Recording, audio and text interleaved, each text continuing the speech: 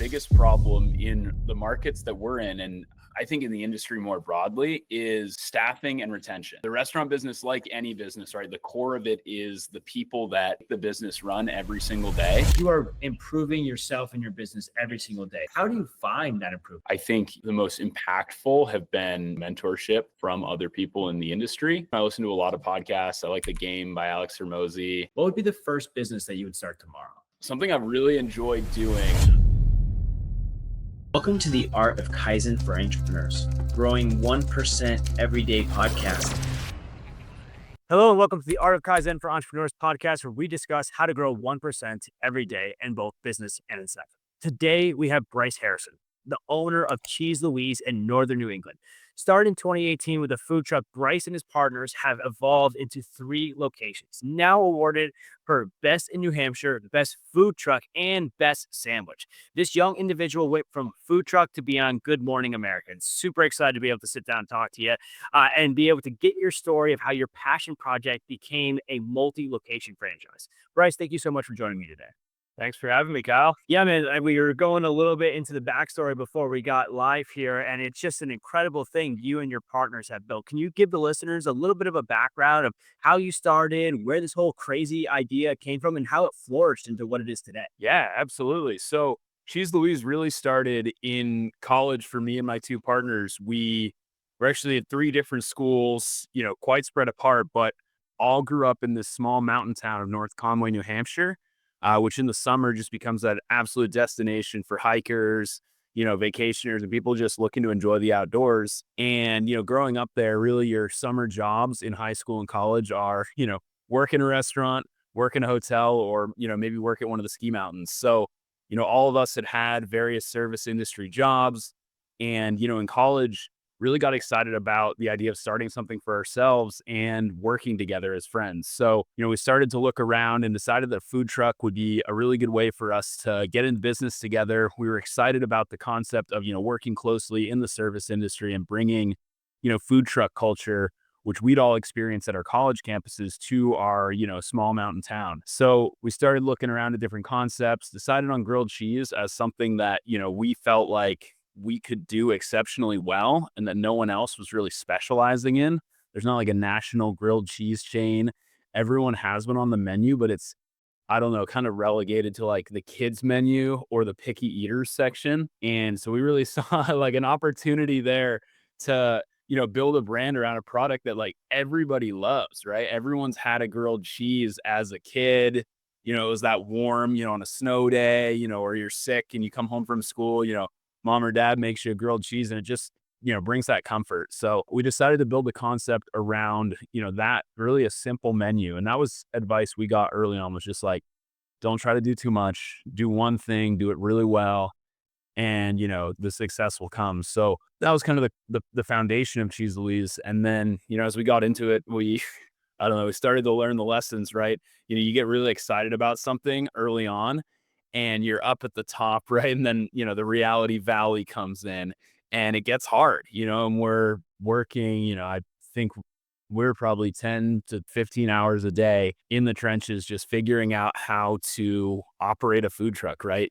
You think like, okay, well, we'll just be, working when we're open, but then we got to prep, clean, get locations, secure permits. And, that whole summer was really just a lesson in figuring it out. And luckily, we really started to build a brand and a following. And by the end of the summer, we're able to generate, enough money to buy a second truck for the following year. So we hit the roads hard that year, sent our trucks out to festivals, did a lot of catering and weddings, hired a ton of our friends who were just interested in being a part of this. And yeah, just joining this, new fun company. And everything was going really well. We were going to run it back a 3rd year. That was going to be the big money-making year.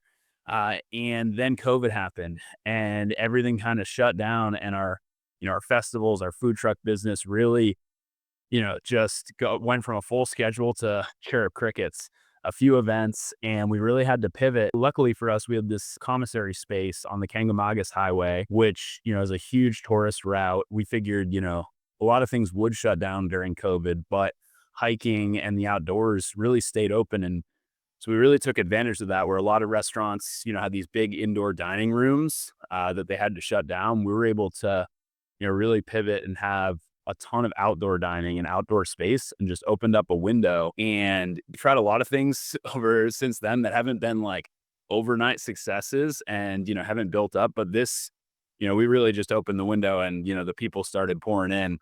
The word spread really quick. We had people driving like 3-4 hours up just to visit, our like roadside Cheese Louise location.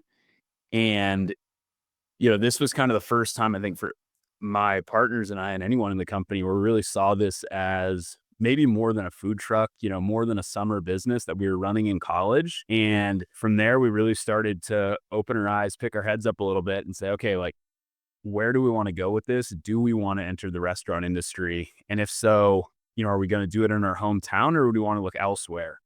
And we ultimately decided to look in Portland, Maine, a really regionally at least, legendary city for food, breweries, and kind of the best of the best, right? So when we, decided to go forward with the concept, we decided, okay, like, let's figure out if this works or not as quickly as we can. So let's go into a market that's really saturated and has, really high quality food and go up against kind of the best in the area. So that's why we settled on Portland, and we found this really awesome space there in the heart of the old port, poured ourselves into, figuring out how to lease a space, negotiate a lease. And then, once we'd committed to that, we kind of had this moment of like, oh my God, what do we do next? So we decided to just kind of like put paper up in the walls.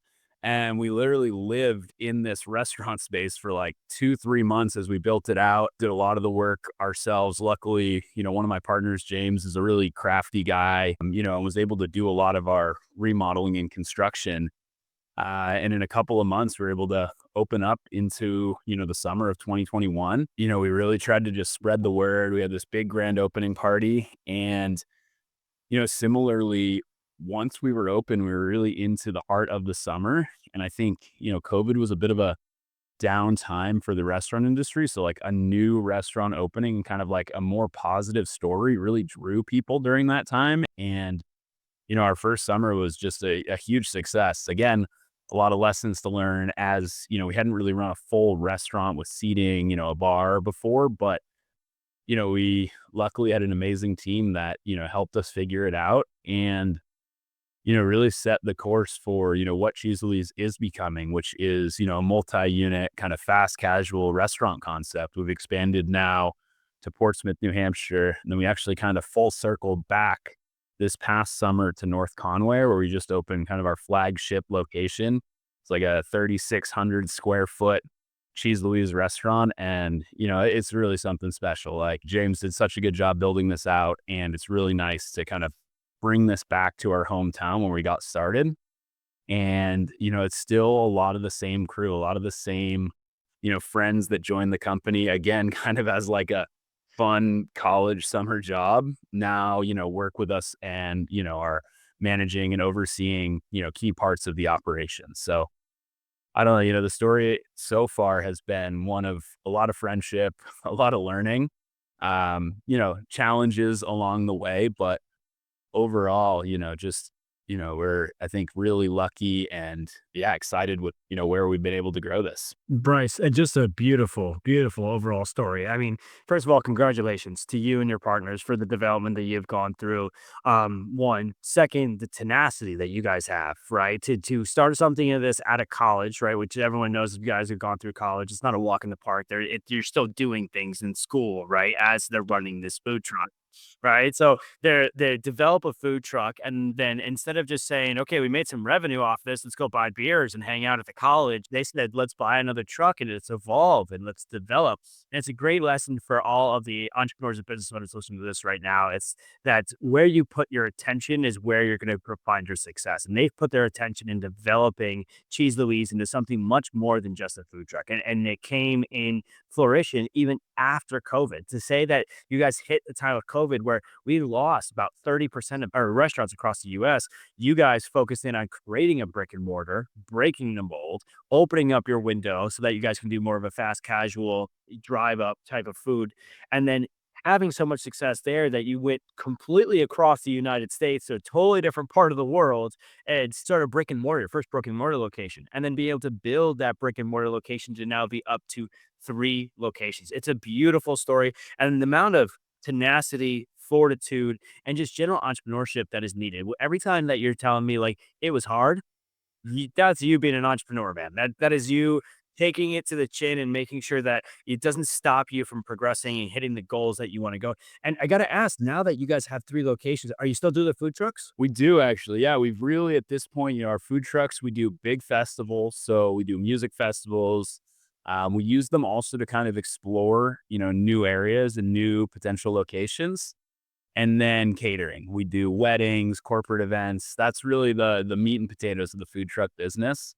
And it's a ton of fun. It also acts as like a great marketing, vehicle for the business, right? We're at your wedding, it's free food and you're just already having a good time and we're there to, add to that. So the food trucks they're a ton of fun. I love that. And to bring into nostalgia, the food that you picked, for a restaurant owner, I think you guys, your ears either picked up or you were nodding your head when he said to have a very limited menu structure so that the waste factor is much lower.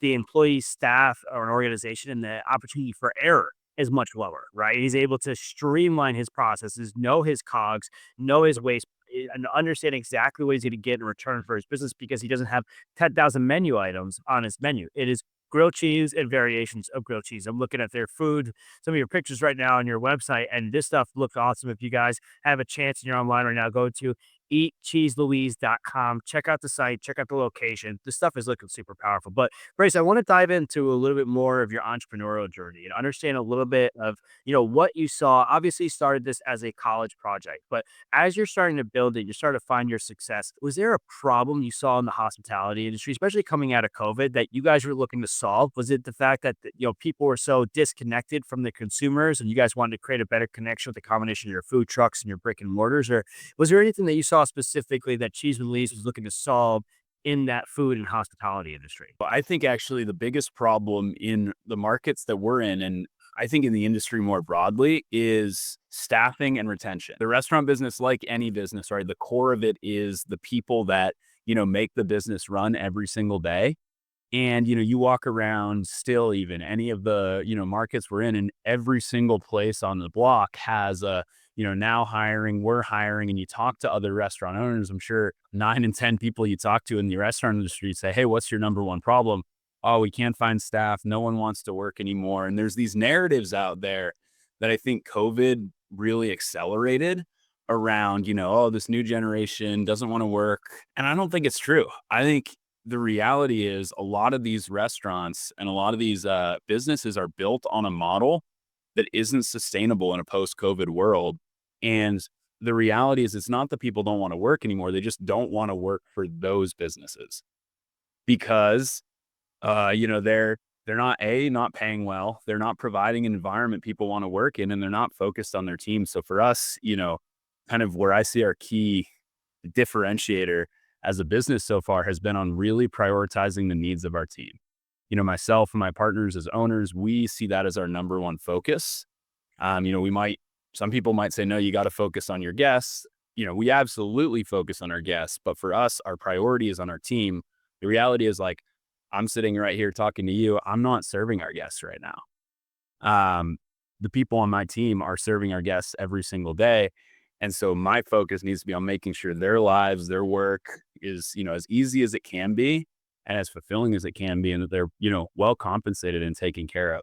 So I think for us, our real focus, and seeing the problem in the industry around, staffing and retention has been on building a really strong culture, taking really good care of our team, and making sure they know and they feel like, they're a priority for us. That's a clip right there, Bryce. I mean, that is incredible. And I couldn't agree with you more of the the stigma that has come around the younger generation and the workforce behind them. And the fact that everyone's like, oh, these guys don't want to work. It's like the difference is that a majority of them could build their own e-commerce store within 30 to 45 days and make more money than what you're offering them with way less headache. You have to build a culture that really brings the people in, it keeps them there and makes them excited to come to work every day. So let's talk a little bit about Cheese Louise's culture.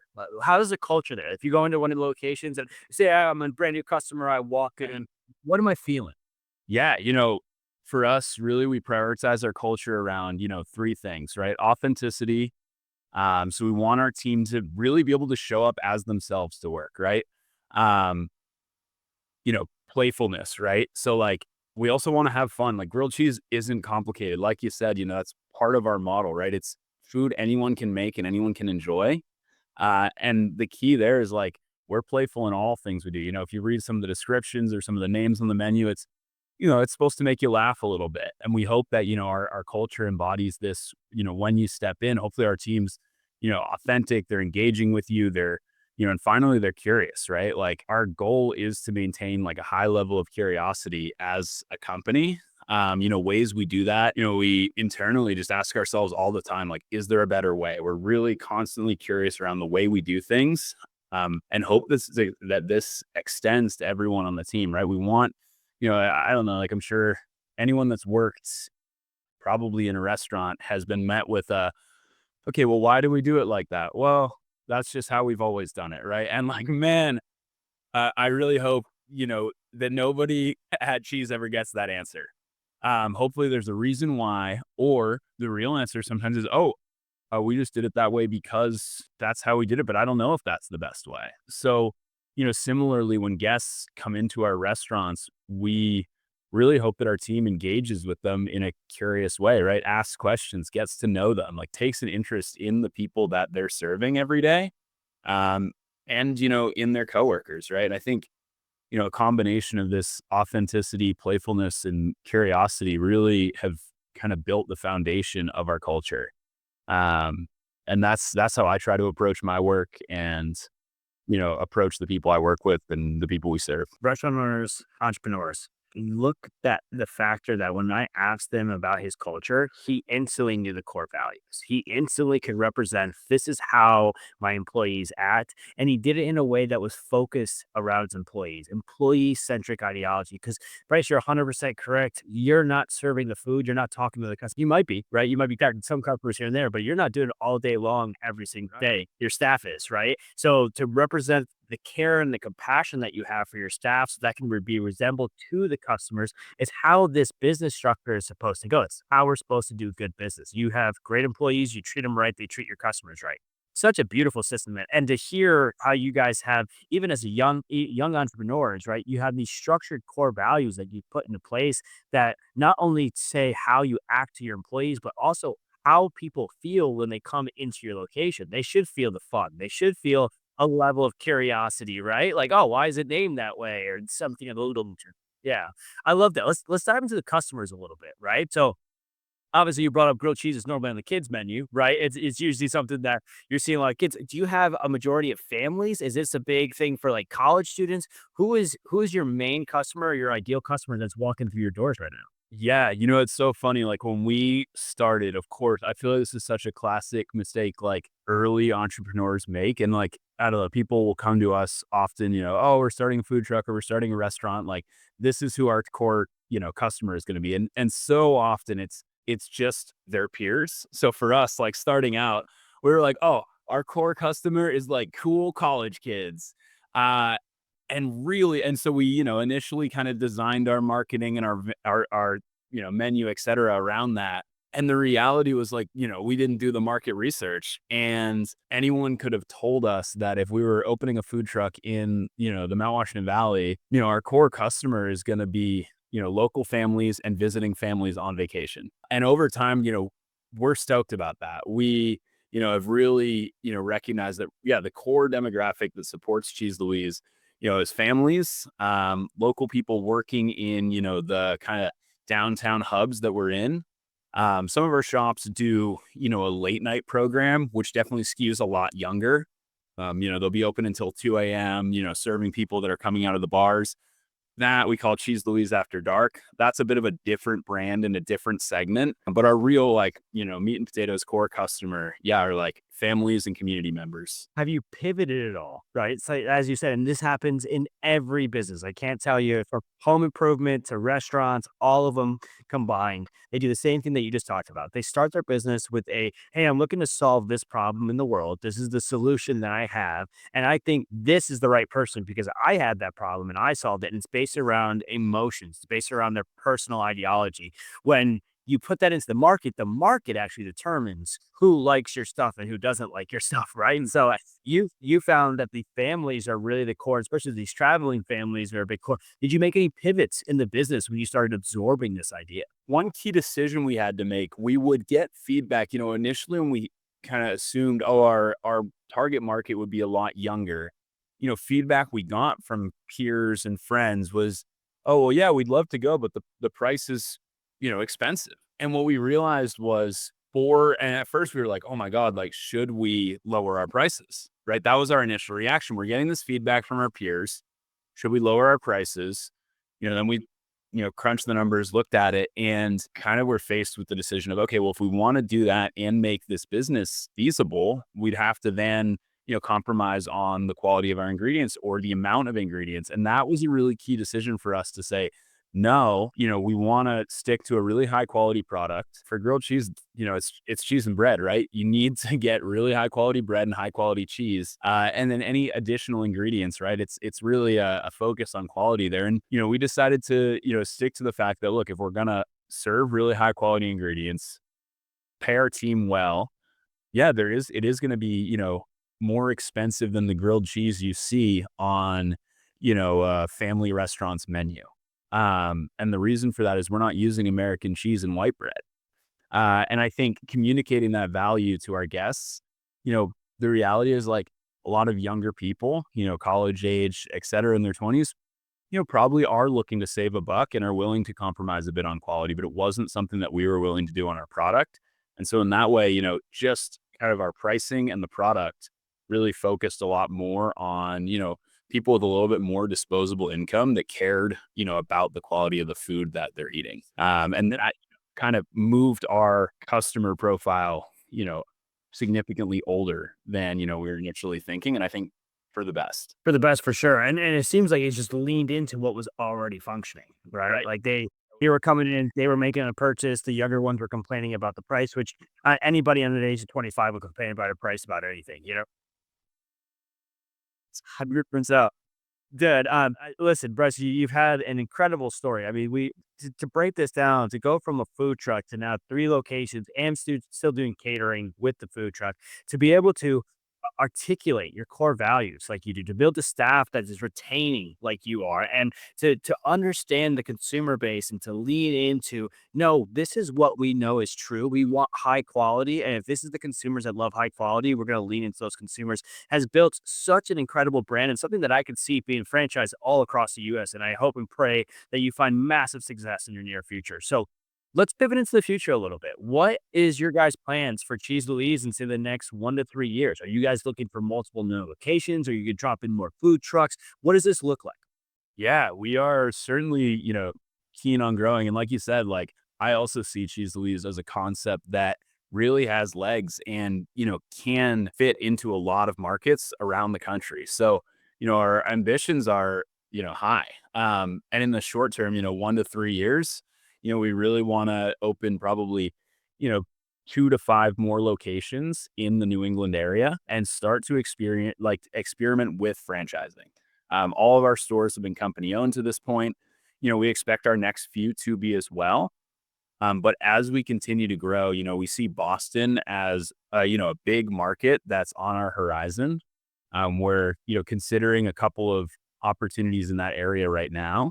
There's some other smaller, cities in New England, Burlington, Vermont. It's really exciting to us. And then beyond that, it's really looking at markets where we can find, for us, I think the key to our success is it's the right people and the right location. We have a lot of the systems and the product worked out, but the key to, a new successful location is selecting a really good location within a market that's going to be a good fit for us, and then finding the right person to lead that location. And as we think about growth, a couple of companies I really look up to and admire, for the way that they've expanded.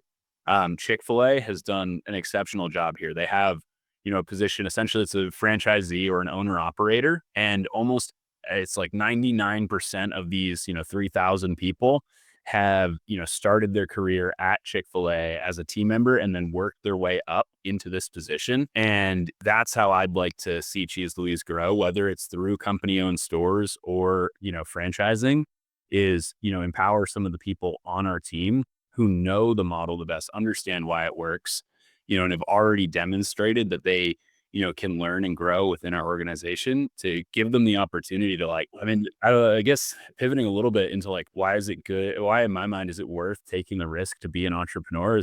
It really is just that it provides you with a remarkable amount of freedom in your life if you can do it successfully, right?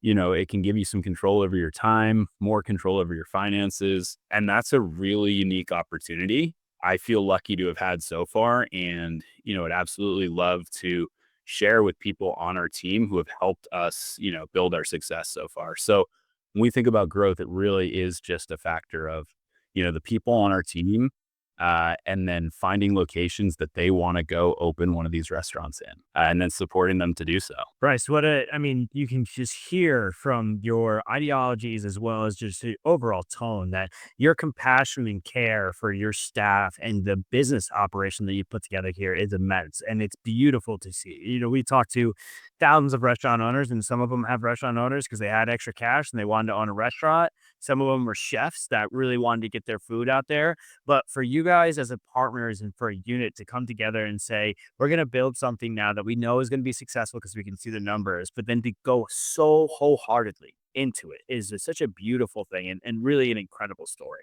You mentioned throughout this that you've had a lot of learning lessons, a lot of challenges as you've gone through it. Is there one challenge particularly that you could share with the listeners here that really changed the way that you think about business, or changed the way that you operate as an entrepreneur? Yeah, absolutely. I mean, the one, and it really does center around, I think, a theme we're building here, which is, people, right? And I think one lesson I've learned, I was actually on the phone with one of our managers yesterday talking about this. And, it's hard to learn this lesson.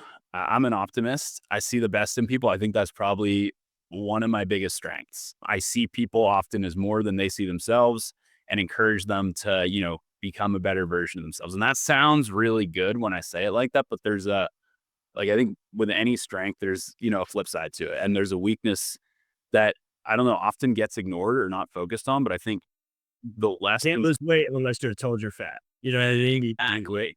And the weakness that I think is associated with that strength, and that has stops me to learn, quite a few lessons, is, I'll get really excited about the potential of somebody and push them maybe faster than I should. And this is, put people on our team into situations that they weren't ready for, quite frankly.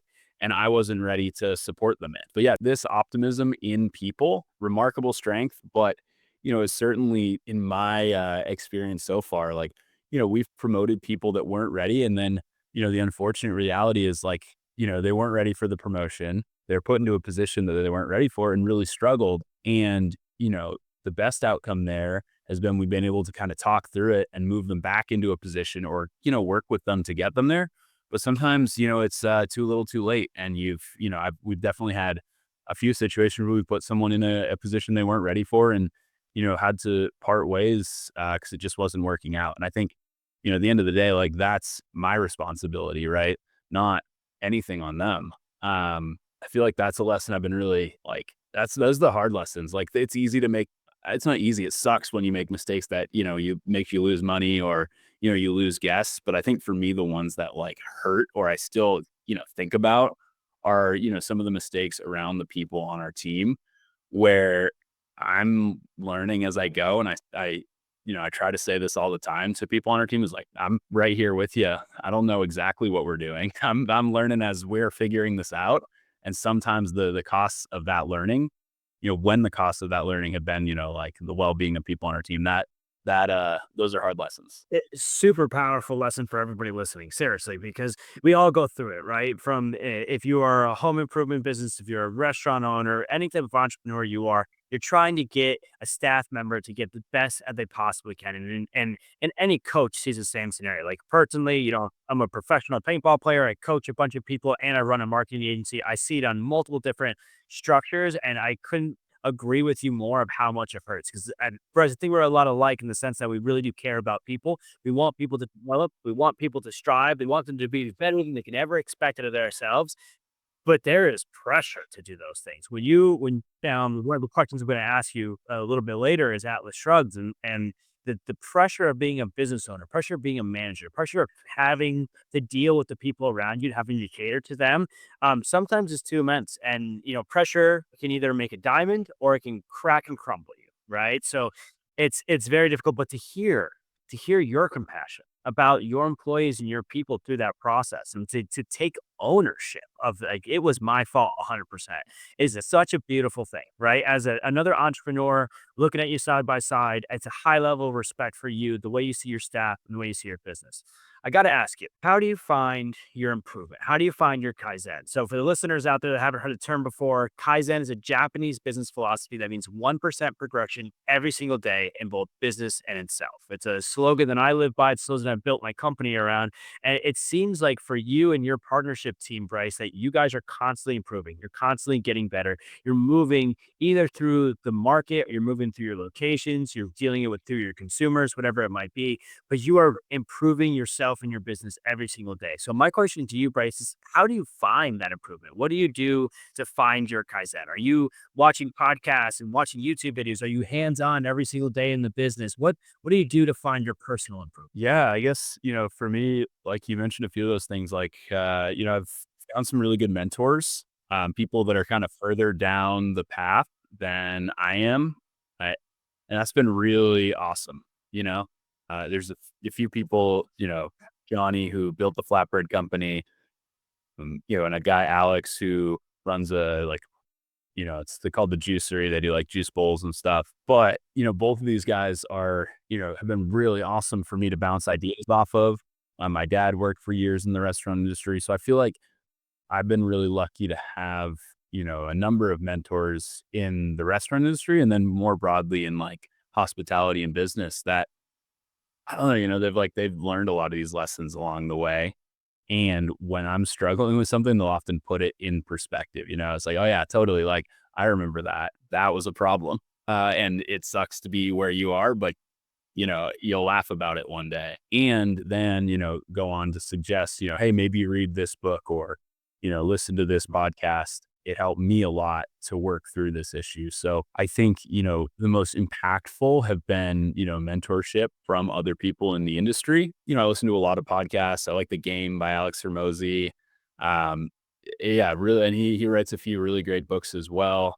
Another book that has been really influential, that's really, I think, cemented this kind of people first leadership style, has been The Servant. So it's a book focused around servant leadership, really focused on kind of flipping that classic pendulum of like, leader at the top, shouting orders down to everyone below them, to, putting your team at the top and being at the bottom of that pyramid to support them. That just as like a visual has been really helpful. And yeah, I don't know. I think that's probably my favorite part about doing this, is like that I get to learn and get better every day. I think learning is a pretty good reason to be an entrepreneur, to, be in this line of work, is like, you have to like to learn. If you don't like to learn, this isn't for you. And I love it. It's like, especially when I can be hands-on and immediately apply the thing I'm learning to the work I'm doing.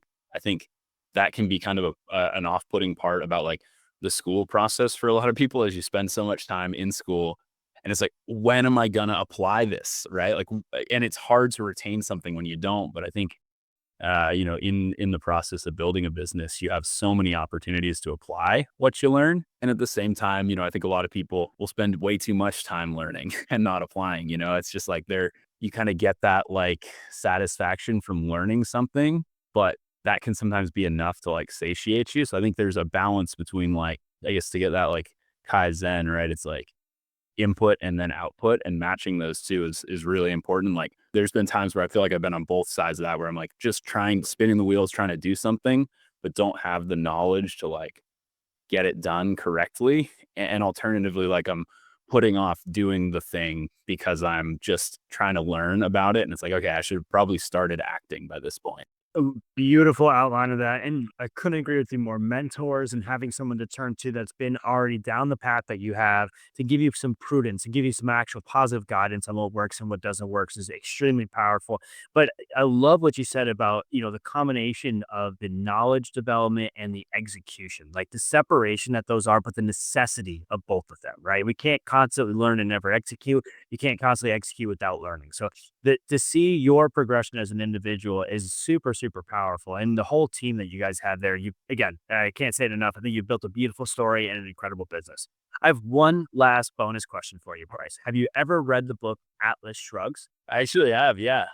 No way. Okay. So, as you know, massive book, the concept and the ideology is what really interested me, right? The fact that us as business owners, you with Cheese Louise, me with the agency, and all the entrepreneurs listening to this right now, we put the world on our shoulder and we move the world forward every single day with our business. An idea of making a grilled cheese sandwich is great, but it doesn't change the world until you make it into a business and an operating structure. You're able to expand and getting out there to the world. So, the concept, for those who haven't read it, the concept for Atlas Shrugs is that what would happen if all of us business owners would just step away?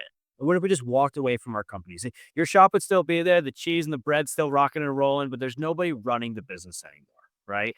If that would happen today, Bryce, I know that you guys have built this out of college, you've created amazing business, but my curiosity lies in if today we all walked away from our companies, I walked away from agency, you walked away from Cheese Louise, and every person walked away from their company. So it's a true blue ocean and no competition out there. If that would happen today, what would be the first business that you would start tomorrow? That's a really good question. I wasn't sure where you were going with this, but that's fun. Something I've really enjoyed doing. I'm a big sauna cold plunge guy. I just love it. I love the people, the technical term is like thermoculture or contrast therapy, but it fires me up. And I think it's, hopefully long term going to be really beneficial for my health and wellness. But it really just puts my brain. I got a super ADHD brain, and so hopping in the sauna for 45 minutes in the evening. My brother and I built out a few of these this fall. So we have one. We live in houses right next to each other. So we have one out in our yard. There's a little river there, and hopping into the sauna, cold plunging, doing these cycles, and then just going inside and going to bed. It's like, never sleep better and really feel really good and healthy. So I think, the benefits of this are really awesome. And I get fired up about it. So, building a spa is a good word, but not the right word for how I would imagine this type of facility to be. But it's a place where people can go, you know, experience this, sauna, cold plunge with community. Cause I think that's maybe the second best part of this, if not the first, is that like, I rarely sauna alone, whether it's, me and my girlfriend going out there, me and my brother, or, having friends over and saunaing together. I think some of the best conversations I've had, in the recent times have been, as you're starting to sweat at 200 degrees. I think it just like that feeling, I don't know what it is. Maybe it's a vulnerability thing. You're like, your body's like, oh my God, I'm dying in here. It kind of makes people a little more open, but overall, like, I just love my own experience with this, the way it's made me feel both physically and, socially connected to people. So I think building a facility like this, even if it was just one, I'd be pumped to, provide that type of experience for more people and try to make it a lot more accessible. I think, like there's tons of great spas and stuff like that out there, or you can buy a home, sauna, et cetera. But, it's often really expensive to go to a spa, or, adding a home sauna takes 10, 15 grand. And I think without knowing the benefits, people aren't always that inclined to spend that upfront money. So I think, building a business like this where, people can come in, it's a monthly membership or relatively affordable, like day passes. I traveled to Norway this past fall, and it's like such a part of the culture there. It's like, there's a sauna facility. You can have a beer, go sauna with your friends. And like, after work at 5, it's packed. It's packed with young people like us. It's packed with older people. Like everyone goes and saunas together. And I just love to see that exist more in, my community. And, if it works, I think the entrepreneurial part of me would say, okay, well, this is working here. Where else could it work? And, to scale from there. But really just the core concept, I think, is exciting. It would get me fired up every day. So, Dude, Bryce, I love that. One I resonate with you. I got a portable sauna in the badge, man. Cold plunge. I'm right with you. I mean, it is one of the best things for not just sleep, but for mental fortitude, especially on the wounds, right? So, I love that. But I love how even as you talk about a passion project like that, you're like, hey, man, this is what I'm passionate about. You then still change it into for the people that build that develop a system that allows people to flourish with sauna and cold plunge. And it just shows and resembles exactly how you're running Cheese Louise, how you're actually dealing with your employees, how you're dealing with your staff, and how you as a true human being are in this world. And it's such a breath of fresh air to meet someone like you that's building an awesome business. This has been an incredible podcast from tip to toe. I love the fact of what you guys are doing, how you developed and where you're going. If there is somebody in, say, the Northeast area or in the Northwest, you got them all over, right? So if there's somebody in your local area and they want to try Cheese Louise, how do they find you? How do they get in contact with you? yeah. So, I mean, I would say check out our Instagram if you're on Instagram. Ella, who does our marketing and social media, does an awesome job of capturing, what it is that we do. And you can really feel that kind of like playfulness, authenticity, curiosity, even through our social media. So that's a good way to start, get a feel for what we do. Our website's obviously where to go for, any information, right? Address, phone number, menu, etc. If you've got a company and you want to book our food trucks or having a wedding, our website's where we do all of our food truck booking. So yeah, social media, Eat Cheese Louise is where you can find us on social media or, on our website. Or just visit our shops if you're in Portland, Maine, Portsmouth, New Hampshire, North Conway, New Hampshire. Yeah, come check us out. We'll be in Boston hopefully soon. So yeah, a lot more to come. Everybody, all that information is going to be found below in the description, the link to his website, the link to his social media. Make sure you check out this young man and his journey and his partner's journey to developing an awesome grilled cheese location that is not just there for amazing food, but also there for an incredible ambiance and an opportunity for young people, anybody, to work in a place that they would want to work for. You've been building an incredible culture. You have awesome food. You have a clear understanding of your consumer demographic. And I'm excited to see it hopefully at Cheese Louise in my town sometime soon. Thank you so much for your time, Bryce. I really do appreciate it. And for everyone that's finished this video, make sure you like, comment, and subscribe, and we'll see you on the next one.